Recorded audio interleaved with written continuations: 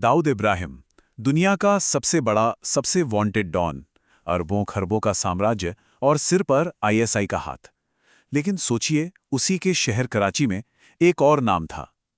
एक ऐसा नाम जिसकी दहशत कुछ गलियों में दाऊद से भी ज्यादा थी, रहमान डकैत। तो आज हम कराची के अंडरवर्ल्ड के इन दो बादशाहों की कहानी में उतरेंगे और ये समझने की कोशिश करेंगे कि असली डॉन था कौन। देखिए, ये कहानी सिर्फ दो क्रिमिनल्स की नहीं है। ये ताकत के दो बिल्कुल अलग अलग मॉडल्स की कहानी है। एक तरफ दाऊद, जिसने जुर्म को एक ग्लोबल बिजनेस बना दिया, एक कॉरपोरेशन। और दूसरी तरफ रहमान, वो स्ट्रीट किंग जिसकी मर्जी के बिना उसके इलाके में, लियारी में, पत्ता तक नहीं हिलता था। तो चलिए पहले बात करते हैं दाऊद इब्राहिम की। वो शख्स जिसने जुर्म को एक ऑर्गेनाइज्ड बिजनेस बना दिया, एक ऐसा कॉर्पोरेट एम्पायर जिसकी बैलेंस शीट खून और दौलत से लिखी जाती थी। अंदाजा लगा सकते हैं कि दाऊद का ये साम्राज्य कितना बड़ा है। उसकी नेटवर्थ लगभग 6.7 बिलियन डॉलर्स बताई जाती है। ये रकम उसे सिर्फ एक डॉन नहीं, बल्कि दुनिया के सबसे अमीर और सबसे खतरनाक सीईओज में से एक बना देती है। और वो भी ऐसा सीईओ जो कराची में बैठकर अपनी डी कंपनी का जाल एशिया, यूरोप और अफ्रीका के 40 से ज्यादा देशों में फैलाए हुए था। ये सिर्फ पैसों का नेटवर्क नहीं था, ये खौफ और दबदबे का एक ग्लोबल नेटवर्क था। डी कंपनी का जो पोर्टफोलियो था ना, वो किसी भी मल्टीनेशनल कंपनी जैसा ही था। बस प्रोडक्ट्स थोड़े अलग थे। ड्रग्स की स्मगलिंग, हफ्ता वसूली, रियल एस्टेट, यहां तक कि 1993 के बॉम्बे ब्लास्ट जैसे बड़े आतंकी हमलों को अंजाम देना, उसके लिए ये सब कुछ एक बिजनेस डील की तरह था। पाकिस्तान की आईएसआई के लिए दाऊद सिर्फ एक मुजरिम नहीं है, वो एक स्ट्रेटेजिक असेट है।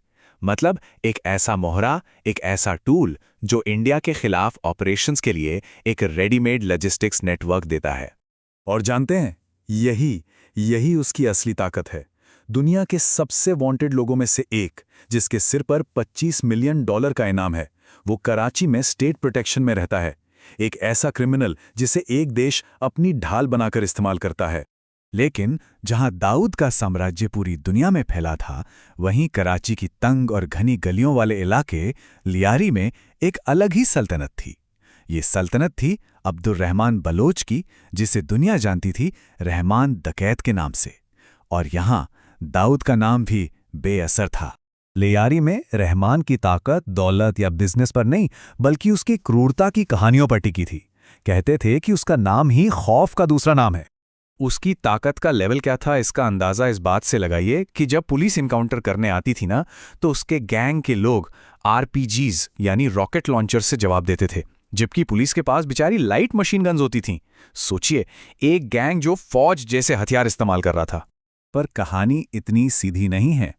रहमान ने अपने जुर्म को एक अजीब तरह की लेजिटिमेसी दे रखी थी। वो पर्ची सिस्टम से कारोबारियों से पैसे वसूलता था और उन्हीं पैसों से लियारी में क्लिनिक, स्कूल और फुटबॉल टूर्नामेंट करवाता था। नतीजा, लियारी के लोग उसकी ढाल बन जाते थे। वो उनका मुजरिम भी था और मसीहा भी।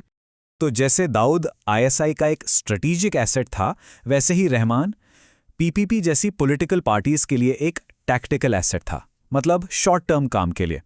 लियारी का वोट बैंक कंट्रोल करना हो या किसी दुश्मन को रास्ते से हटाना हो, वो लोकल लेवल पे पार्टियों का काम करता था। तो अब सबसे बड़ा सवाल कि एक ही शहर में ताकत की ये दो इतने बड़े सेंटर एक दूसरे से कैसे डील करते थे? क्या होता था जब ये दुनियाएं टकराती थीं? जब हम दोनों की सीधी तुलना करते हैं तो दो बिल्कुल अलग तरह की ताकत दिखती है।